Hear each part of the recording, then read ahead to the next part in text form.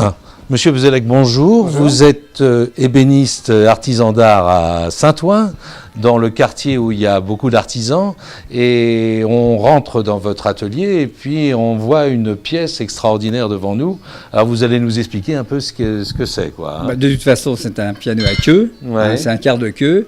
Donc il y avait quand même pas mal de reproductions, de dessins à refaire, disons, par monsieur Paco, que je lui ai donné à faire avec moi la restauration du piano et lui la restauration de la peinture. Monsieur Paco, il est juste à côté de vous, Oui, donc vous travaillez de concert tous les deux. Deux concerts. Et c'est un piano de concert. C'est un piano de concert.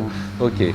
Et donc ça, c'est un travail que vous avez depuis un certain nombre de semaines ou non? C'est un travail considérable, ça, quand même, pour en mettre tout ça. Oui, non, c'est que simplement de la restauration. C'est pas à refaire entièrement. Oui, bien sûr. Mais quand même, malgré tout. Et donc, vous avez refait les peintures, comment appelle-t-on, les fresques, C'est des fresques, oui. Les fresques. Oui. Parce que ce genre de piano, il prend des coups au fil du temps, si vous voulez. Donc, il y a plein de petites retouches à faire. Il y avait des rayures, Donc voilà, on l'a un peu nettoyé. Puis moi, j'ai fait ce qu'on appelle des camoufles de la retouche. Hein, c'est mieux. Voilà. Non, mais c'est une manière de... Oui, ce sont des retouches, si vous voulez, mais c'est effectivement... parce qu'il y a pas mal de choses à reprendre, parce qu'il a pris plein de stars pendant les années, quoi, c'est ça. C'est ça. Mais ces dessins existaient à l'origine. Ah, bien sûr, bien sûr. C'est un piano qui date de quelle année, ça? Du 19e. Fin 19e, ou deuxième moitié du 19e. D'accord.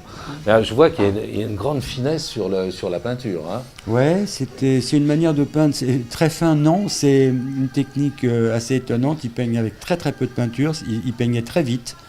Et il reproduisait des sujets, si vous voulez, à la manière du 18e. Là, c'est des scènes galantes et des scènes avec des bergères. C'est dans le goût de Boucher, de toute cette époque de peinture. C'est ça. Mais c'est fait à la fin du 19e, enfin, deuxième moitié du 19e. D'accord. Ouais.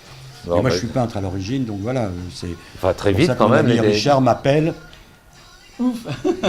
Au secours.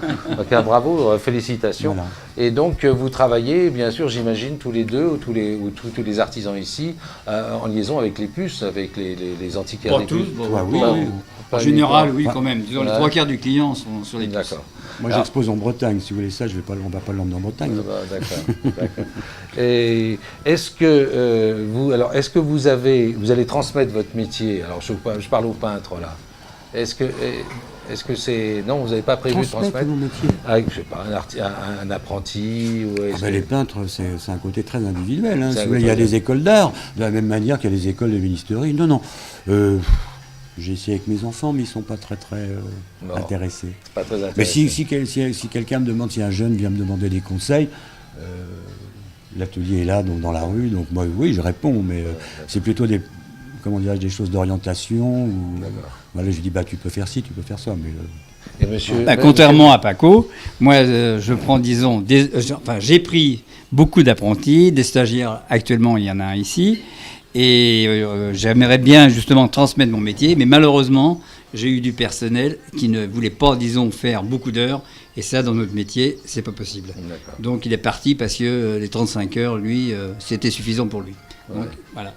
Oui, c'est un problème qu'on retrouve dans Donc c'est le problème, et moi, automatiquement, tout le personnel que j'ai eu, personne ne veut reprendre parce qu'il y a trop d'heures.